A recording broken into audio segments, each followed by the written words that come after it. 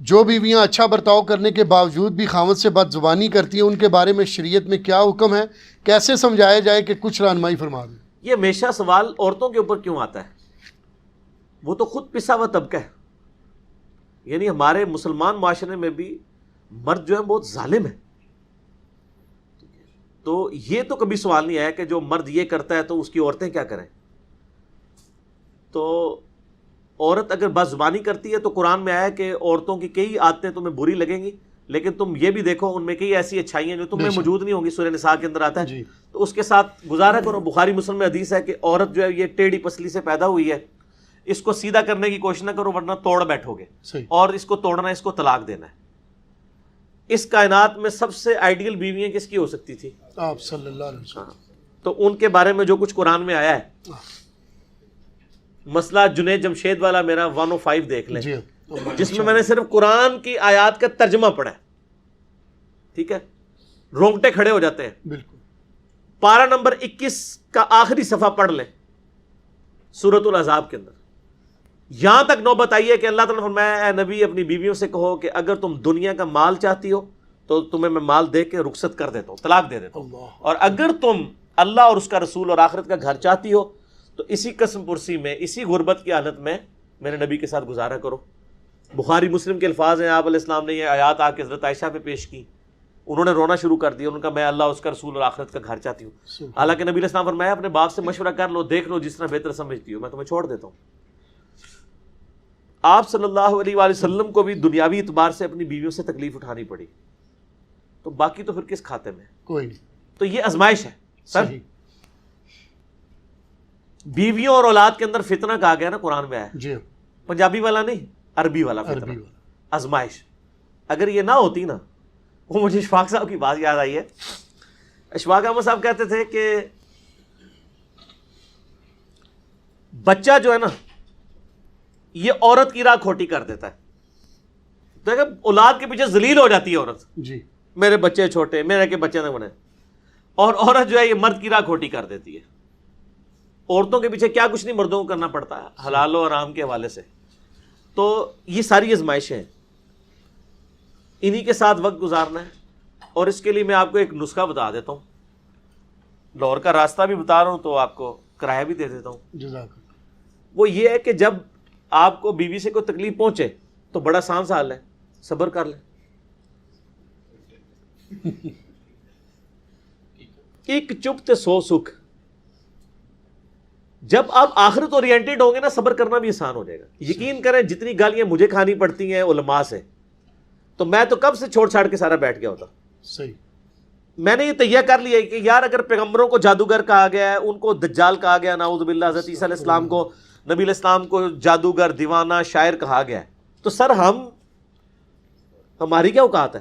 صحیح بات ہے. میرے خیال ہے ہم اپنی کو اوقات سمجھ رہے ہوتے ہیں، اس لیے ہم صبر نہیں کر رہے ہوتے. وقت کے پیغمبر کو اگر اتنی گالیاں کھانی پڑے تو پیغمبر کو بھی چاہیے تھا وہ اللہ کو کہتا ہے اللہ میرے کو کام نہیں ہوتا. جی. نہیں کہا نا. آپ کو تو وہ تکلیفیں نہیں کاٹنی پڑ رہی. اسی طریقے سے بیوی سے، بچوں سے بھی تکلیف پہنچے، صبر کریں. اور میں بتاؤں صبر سے کئی معاملات حل ہو جاتے ہیں. وہ ایک گورے کا وہ رول بھی ہے نا کہ 80-20 رول اسے کہتے ہیں. وہ کہتا ہے 20% تو تکلیف آتی ہیں ڈیسٹنی، تقدیر کی وجہ سے، لیکن 80% ہم خود اضافہ کرتے ہیں اس میں. یہ بڑے پوائنٹ کی بات کی ہے اس نے. قدرت صرف 20% تکلیفیں ڈالتی ہے، باقی 80% ہم اس میں بگاڑ کی وجہ سے ڈالتے ہیں. مثال کے طور پہ میں آپ کو اوریجنل واقعہ بتاتا ہوں. ہمارے اسلام آباد میں ایک دوست ہیں، وہ مجھے بتانے لگے کہ ان کے ادھر اسلام آباد میں I-10 سیکٹر کے اندر ایک بندے نے نئی گاڑی نکلوائی. تو اس کا چھوٹا بچہ تھا 7-8 سال کا. وہ آیا تو اس کے ہاتھ میں کوئی پرانی چابی تھی، اس نے اس کے اوپر یوں لکیر مار دی. اب نئی گاڑی کے اوپر لکیر، اگر ویسے دیکھا جائے تو کیا فرق پڑ گیا یار؟ جی. اگر اسی گاڑی میں ایکسیڈنٹ ہو اور اس کا بچہ مر جائے اور اس کو اس کے اگینسٹ آفر کی جائے کہ بچہ چاہیے یا نئی گاڑی، تو کیا کہے گا وہ؟ بچہ. اسی بچے نے زندہ حالت میں اگر اس کے اوپر یوں مار دی، ایک لائن ہی پڑی ہے نا، وہ ٹھیک بھی ہو جائے گی، وہ پوری بھی تباہ ہو جائے، بچے کا ایکویلنٹ تو نہیں. اس کو اتنا غصہ آیا، اس نے اس بچے کو دھکا دیا، وہ بلندی سے نیچے گرا، اس کا شولڈر نیچے جا کے لگا، وہ اتنا ڈیمیج ہوا کہ اس میں پھر پیپ پڑ گئی، حتیٰ کہ اس کا یہ بازو کاٹنا پڑ گیا. تو یہ جو تکلیف تھی اس کا 20% تو اللہ کی طرف سے آیا تھا نا، 80% تو اس نے خود کیا.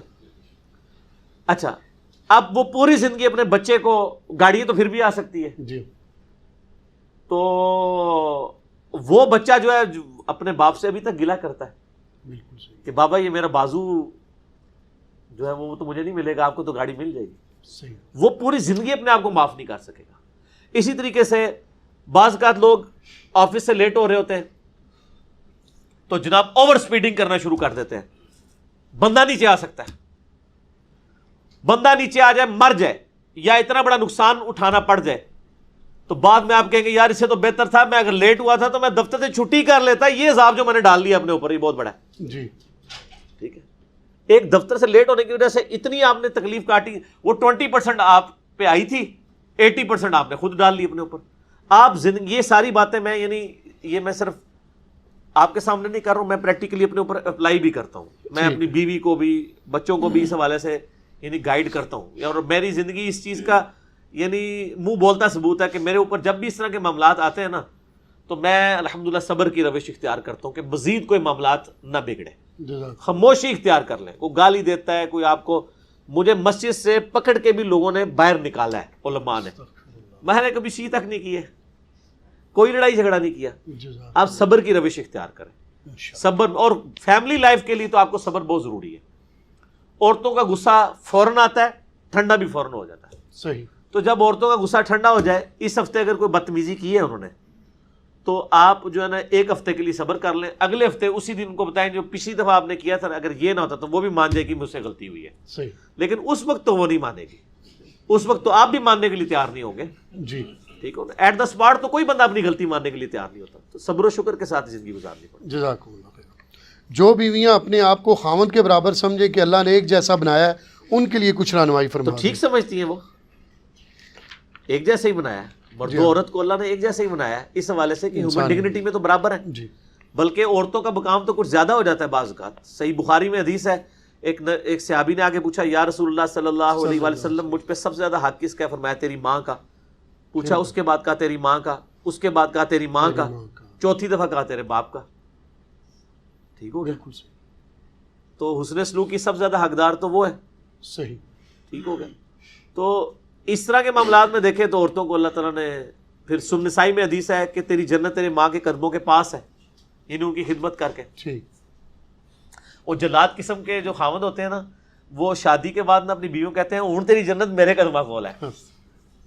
ٹھیک ہو گیا نا. تو وہ مجازی خدا اور عجیب و غریب قسم کا کانسیپٹ بنایا ہوا ہے نا. ہیومن ڈگنیٹی میں برابر ہے.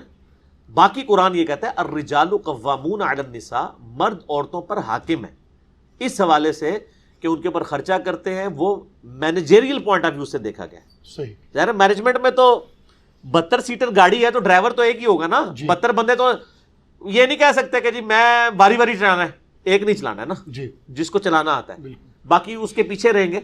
اور وہ جو ڈرائیور ہے وہ یہ نہ سمجھ لے کہ میں اب جب جہاں مرضی ٹھوک دوں میرے ہاتھ میں اسٹیئرنگ ہے، نہیں.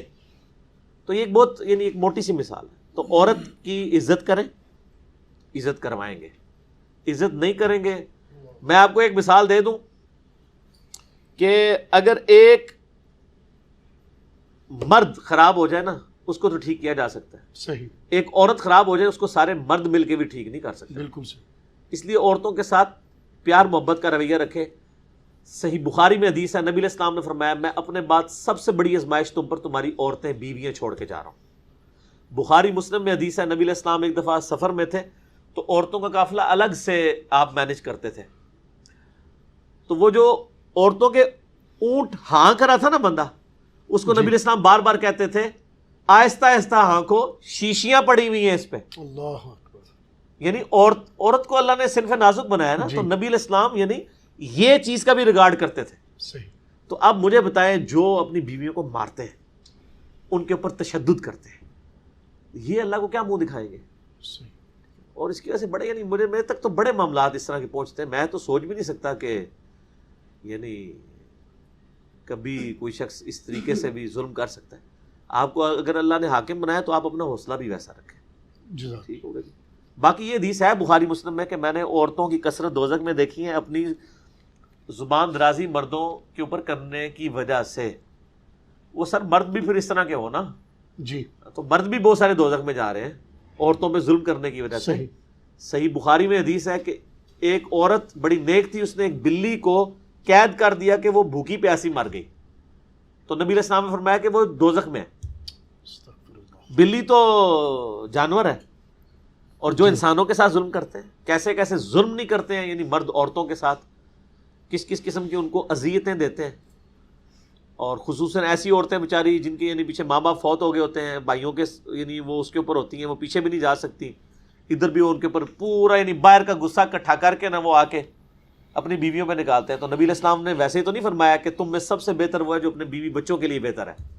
سر میری اپنی زندگی کا تجربہ ہے کہ جتنے خوش اخلاق میں نے باہر دیکھے ہیں نا, وہ اتنے ہی بد اخلاق ہیں اپنے گھر کے اندر, الا ماشاء اللہ. اور یعنی میں آپ کو پرسنل بتاتا ہوں, میں جتنا باہر ہوں نا بد اخلاق, اتنا ہی گھر میں ہوں. ٹھیک ہے, یعنی میں یعنی طبیعت میری تھوڑی سی اس حوالے سے ہے, یعنی وہ ظاہر ہے کہ یہ اسٹرکٹ طبیعت نہ ہو تو پھر مینیجبل فارم میں چیزیں نہیں یعنی کالج کے پرنسپل اگر سخت نہیں ہوگا تو وہ کالج تو نہیں چلا سکتا, وہ اس نے اڈاپٹ کرنی پڑتی ہیں اس کو چیزیں بعض اوقات معاملات کو. اور اس وجہ سے بعض اوقات کوئی ایسا ہوتا ہے, لیکن ایسا ہی یہ نہیں ہے کہ مطلب گھر جا کے تو مار کٹائی والا معاملہ ہے. اللہ کا شکر ہے نہ آج تک مارا ہے نہ مار کھائی ہے بیوی سے, ریکارڈ ہے ماشاءاللہ 14-15 سال کا.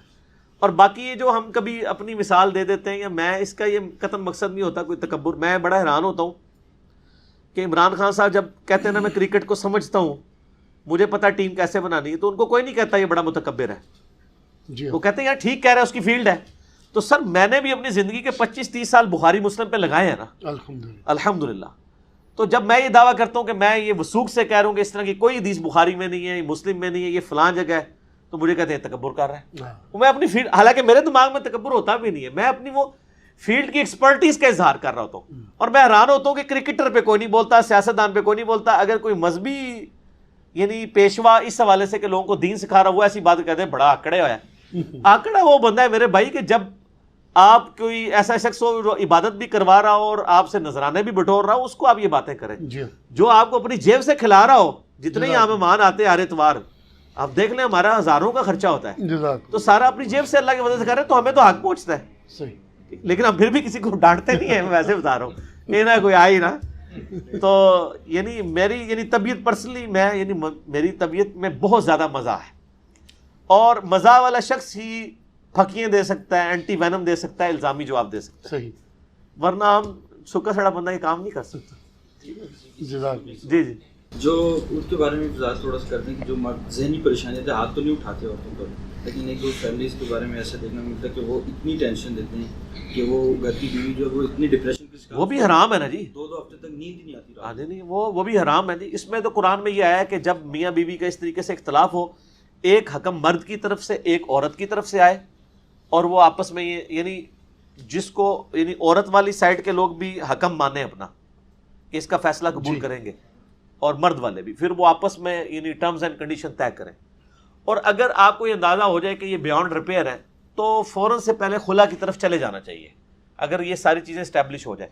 یہ جو لوگ زبردستی نکاح چلاتے رہتے ہیں نا, ایک بچہ ہوا, 2 ہوئے, 3 4, پھر 10 سال کے بعد پھر بھی لادگی ہو ہی جاتی ہے, تو اس وقت بڑا کام بگڑ چکا ہوتا ہے. صحیح, ٹھیک ہو گیا. اس لیے اس طلاق کو حلال رکھا گیا ہے, ناپسند ضرور ہے لیکن حلال ہے, کہ بسا اوقات جینوئنلی طلاق لینی پڑ جاتی ہے. ٹھیک.